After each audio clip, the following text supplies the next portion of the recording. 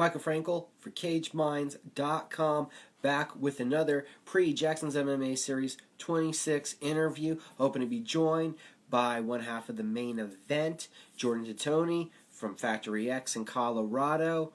Second time going live, hopefully second time's the charm. Gonna be looking to get connected with Jordan here momentarily, making sure I have the right person connected, and hopefully the stream will work.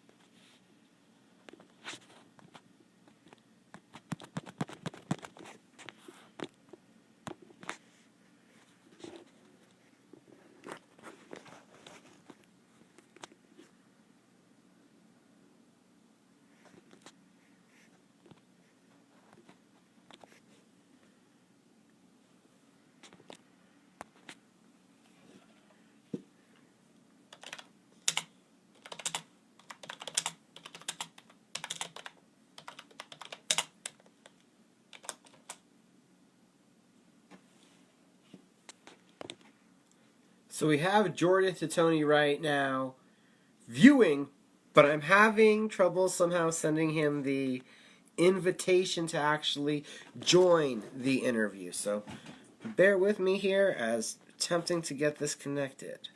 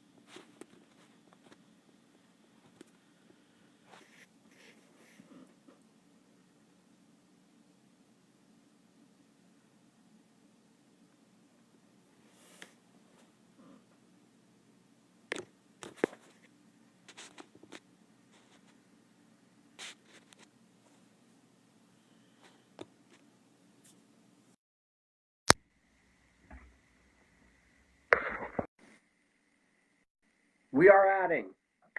The interview will be beginning. Apologies for that delay, everybody. Right now, I still have an adding sign, but I'm hopeful.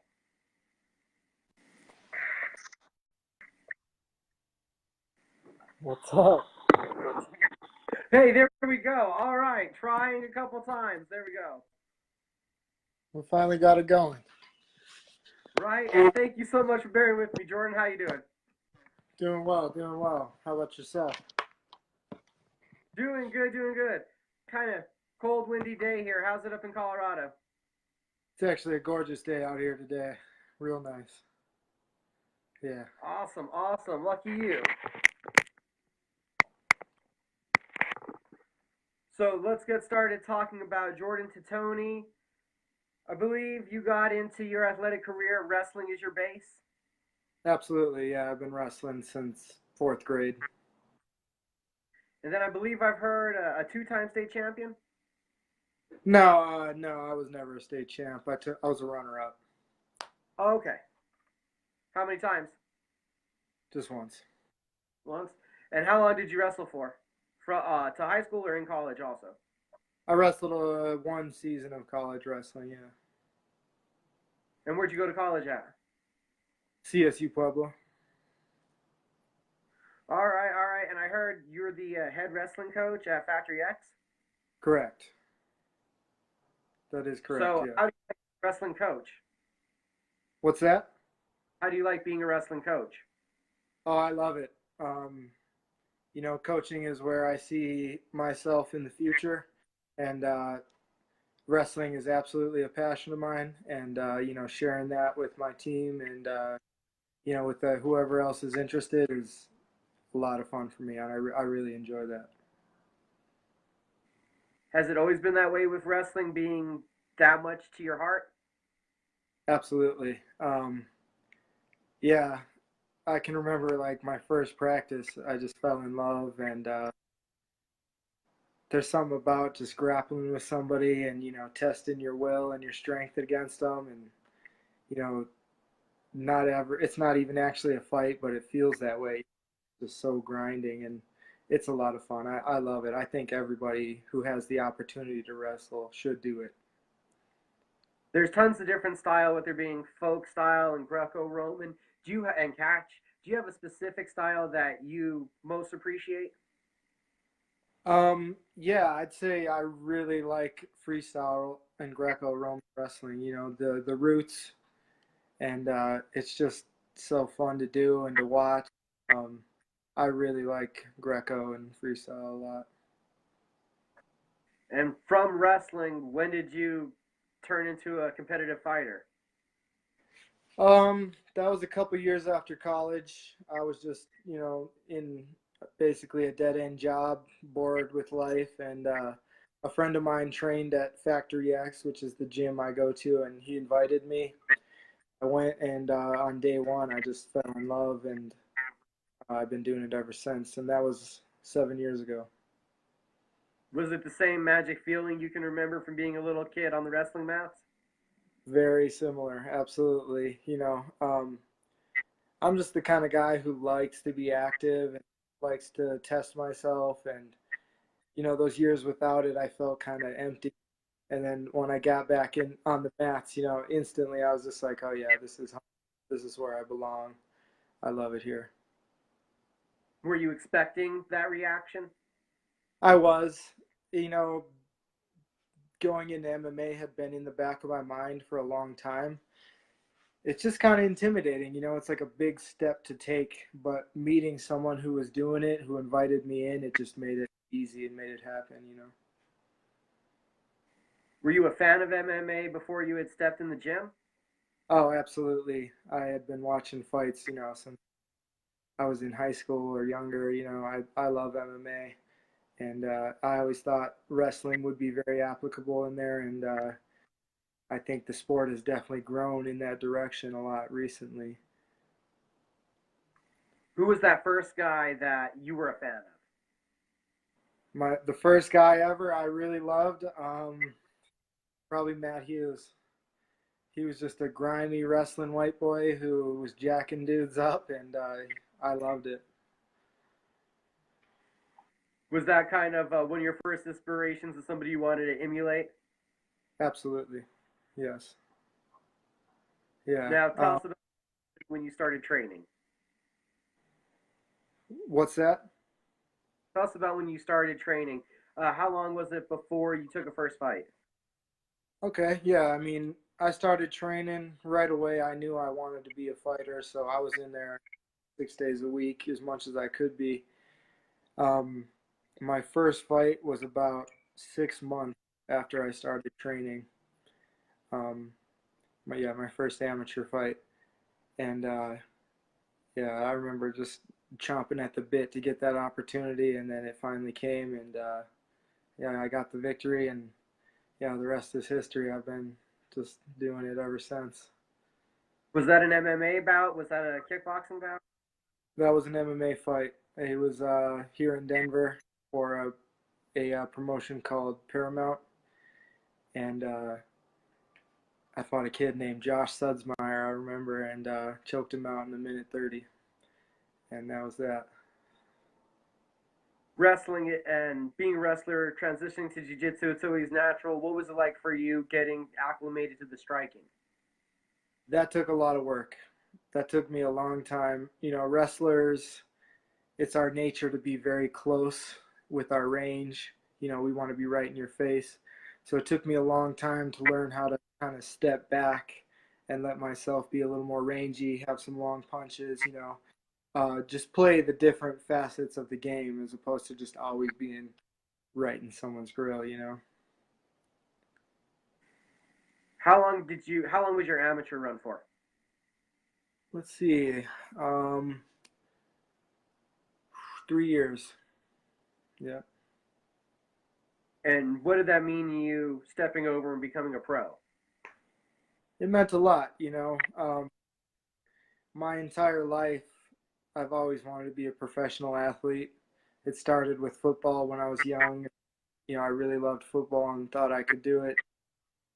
Kind of lost that passion a little bit along the way, but was still wrestling and loving that. And then, you know, when I was an amateur, it felt good, but I just wanted that recognition of I'm a pro. You know, I put my whole life into this. This is my life, and that's the title I want to be held at as, you know, a fighter. That's who I am. So when I got to that level, it was definitely a feeling of accomplishment. Um, you know, but sometimes I wish I wouldn't have been in such a hurry. But you know, I absolutely am so happy with my life and, you know, the way it's turning out and where I'm at and what I get to do every day. Have you had a couple moments where you thought one or two more amateur fights might have not been a bad idea? No, not necessarily. Um, I've just thought that, you know, I should have been enjoying the process a little more instead of looking to the future so much. There's a lot. I was just talking to my coach about this today, that there's a lot of things to look forward to in an MMA career, you know, being an amateur to going to pro to fighting for a large promotion, to potentially being in the UFC. But, you know, you got to sit back and just enjoy where you're at and enjoy it. You know, you're still getting to fight. You still get to train every day with all your boys. Nothing really changes except, you know, more people will know about it. You know, that's all really. So have you almost made it a point then to enjoy some of the little things of training and of your fights more now?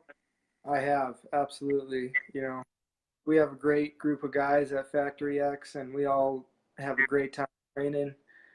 But we're also very focused and serious on a daily basis, and you know, we get as much of as much growth as we can out of the time that we have there. So, but then we also enjoy ourselves and have fun. So, yeah, I'm loving life.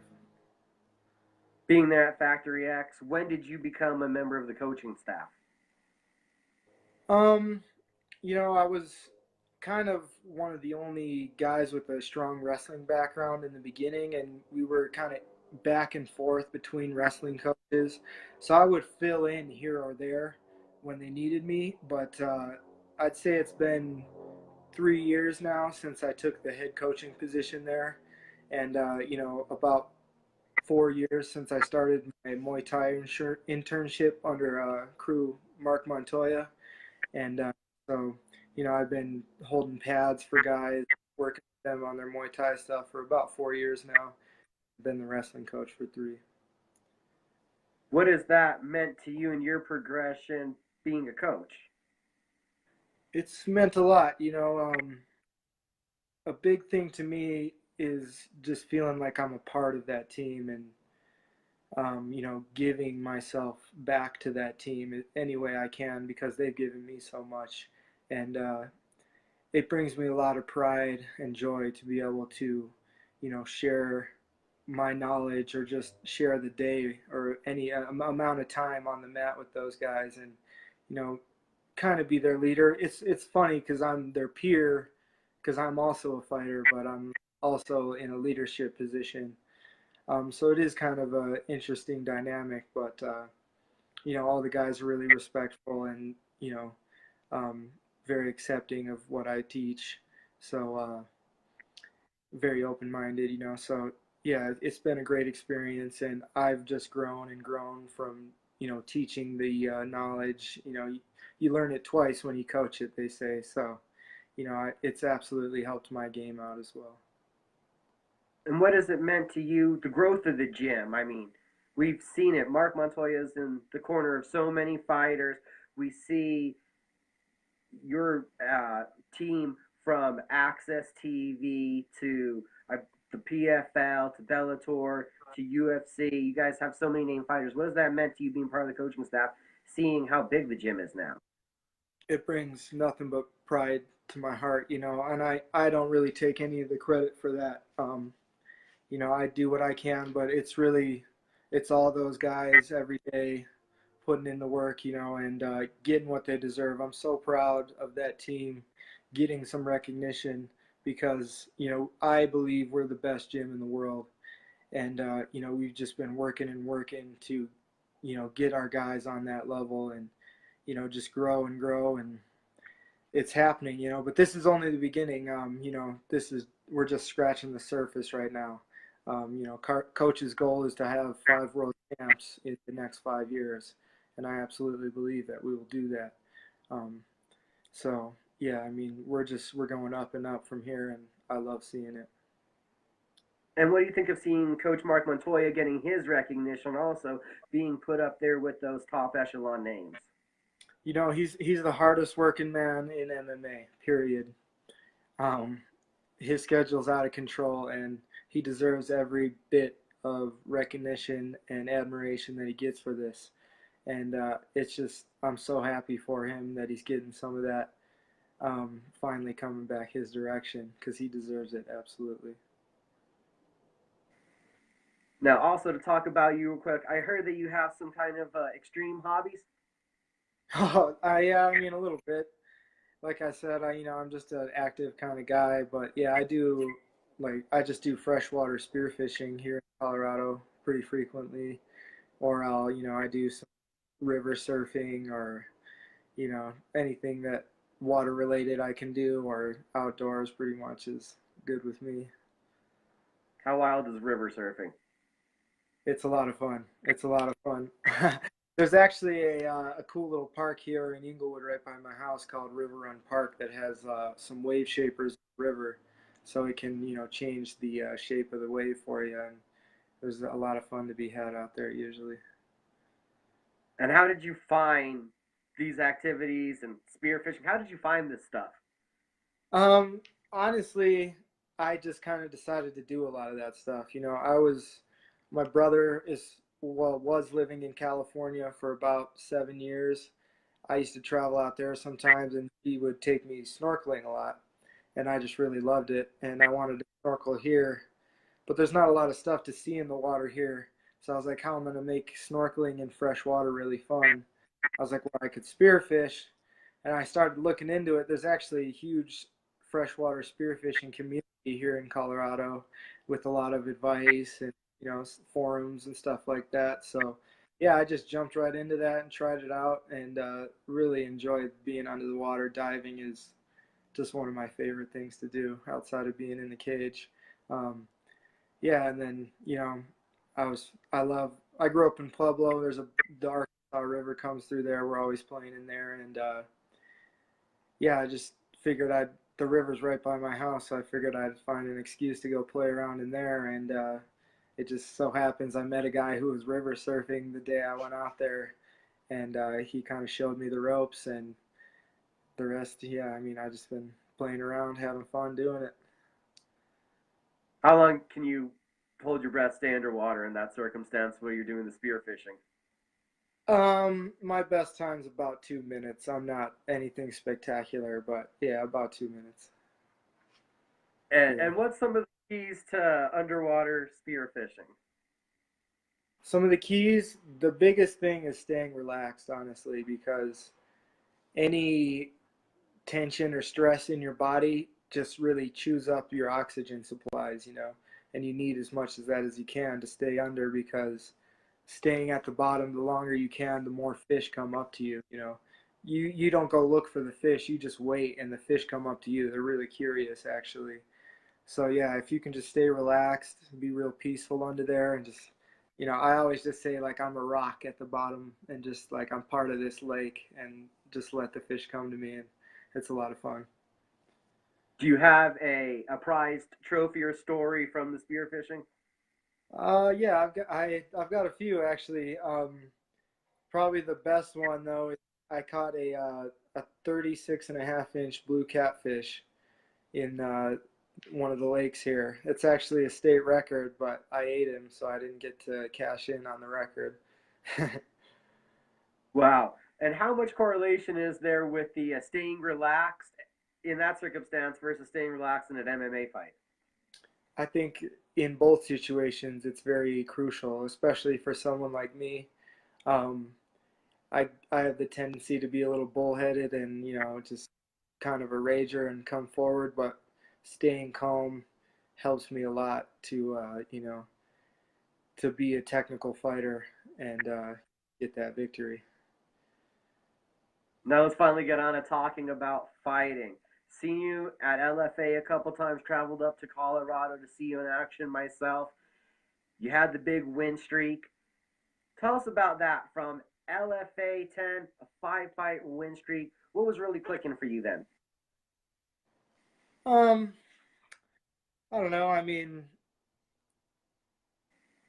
just I don't know. I guess it was luck, just good circumstances. But I have a great manager who's gotten me a lot of great matchups, and uh, you know, all credit is really due to my coaches and my team for helping sharpen me up and getting me out of that slump and get me back on it. My last fight was a loss, but that was my bad. I made mistakes and kind of saw red, like I was talking about. So that's all on me. But I'm absolutely planning to continue with that winning mentality. That you know, I plan to string together 10, 20 wins in a row right now. I'm not looking to be a loser. And with that fight with Cameron Graves, what positives did you take away? What did you like that you did? Because there were improvements. Yeah, I mean, the first round I looked really good on my feet, I thought. It's hard to look at the positives from a loss, but the main things I learned is just taking responsibility for my actions, um, carrying myself with dignity, and being a man. Those are the big things that I learned. I learned that I need to, control my temper a little bit, and just be in control of my emotions. And that was a huge step for me. I feel like I've progressed more from that fight than I have the last 7 years, honestly. Did you get the mentality in that fight? He tagged me with one, and I want to get him right back. No, honestly, I was doing good, and then at the end of the first round, I hit him with an uppercut right at the end of the round, and I felt it get him a little bit. And right then, my mentality switched that I'm gonna knock this dude out instantly. Like, and then I just started throwing power after that, and not being technical at all. Um, yeah, I can remember that well. Like just being, oh yeah, I got him. I'm gonna knock him out now. And then I started throwing power and telegraphing all of my punches and winding up, and yeah, it didn't go well after that. Now getting back into training, what's been big for you the last couple months in preparation, looking for this next fight? The big thing has been mentality. I feel like technically and physically, I'm on the same level with anyone in the world. What I needed to sharpen up was my mind and my control over myself, and that's been my main focus over these last 4 months, is just to be a freaking gangster, and I think it's paying off. I really feel like I'm a different fighter. October 27th, we'll get to see that. Jackson's MMA Series 26. You're in the main event. What do you think about the fight? Jess Martnez, undefeated, like yourself, a wrestling background, a grappler. Yeah. I think it's a great matchup for me. I have no problem going against another grappler. That's always been my strongest thing. So, and now that I've built up my striking as much as I have, I feel like I definitely have the advantage in this fight. If the grappling was equal, my striking is definitely a level above. So that gives me the edge. How long has it taken you to say to yourself that you truly feel comfortable on your feet? It's taken a long time. It's funny because for a while I was determined to be comfortable on my feet and show that I am, so I stopped fighting as a grappler. I was trying to be a stand-up guy, and which is just not who I am. I am a good striker, but I need to remember to fall back onto my roots sometimes, and I've embraced that a lot more over the last year or so, and I feel supremely confident on my feet. I know I can strike with anyone in the world. We get the highest level strikers in the gym and train with them all the time. From glory kickboxing guys to UFC fighters. I've gotten rounds with TJ Dillashaw to freaking Anthony Smith. So I go with everybody, and I'm supremely confident in my stand-up ability, especially when I can blend it with my wrestling. Did it take a while to do that, even just from feeling comfortable to feeling comfortable blending the two together? Absolutely. Yeah, I was a great wrestler, and then I learned how to strike. But yeah, bringing those two together was definitely that's an art. That's something tricky to that, and but that's what mixed martial arts is about, is being a complete fighter and having all those skills and being able to use them all together and just have that really good blend. And now, besides what we've said, he's a great grappler. Do you know anything else about Martinez coming into this fight? Not really. I know he's from Santa Fe. That's about it. Have you felt in your career that you've looked out for some harder challenges, that you've looked and taken these harder challenges? Absolutely. As a amateur, I felt like I wasn't really challenged by many of my fights, and I just really wanted that high level of competition, because it just gives you a better feeling of accomplishment and satisfaction, really, of I got to go out there and the guy was on my level. Win or lose, if you have a great fight, it's nothing better than that. When you lay it all out on the line, pour your heart out, leave it all in the cage, and you have a glorious battle. There's nothing in the world that is better than that. Awesome, Jordan. How is that mentality? Is that mentality the one you've always had, or is it growing through this martial arts journey and process? It's absolutely grown and changed. Yeah, I used to get really down on myself. Like if I lost a wrestling match, I'd be in a room by myself for hours thinking about my mistakes, and I'm still a little bit hard on myself, but I can now appreciate the glory of competition. the camaraderie of it, honestly. Yeah, I don't hate any of my opponents. I don't think they're bad guys. I actually love them, and I thank them for giving me the opportunity to do what I love, and for them being prepared and making weight. You know, that's I feel like that's honorable, and that's something that you know, it shows respect and class. And you know, I love everybody who's willing to be a part of this sport that I do. Awesome, sir. Awesome. I can't wait for October 27th. Can you tell everybody how they can keep up with you on social media? Yeah, you can follow me on Facebook, Jordan Titoni, or Instagram at Jordan Titoni.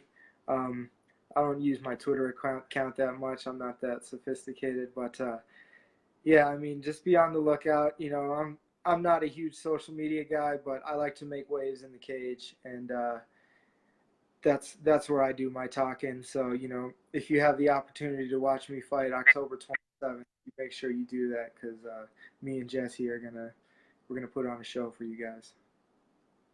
Did you have people you needed to thank and shout out to? Always thank you, Factory X. I want to thank my sponsors, Comments from the Peanut Gallery and Turp House, and also I want to thank you, everyone at Age Minds, and you for reaching out and doing this interview with me. You know, I appreciate all the help I can get.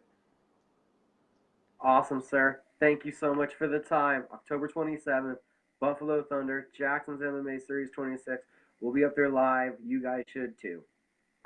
Thank you. Thanks, bro.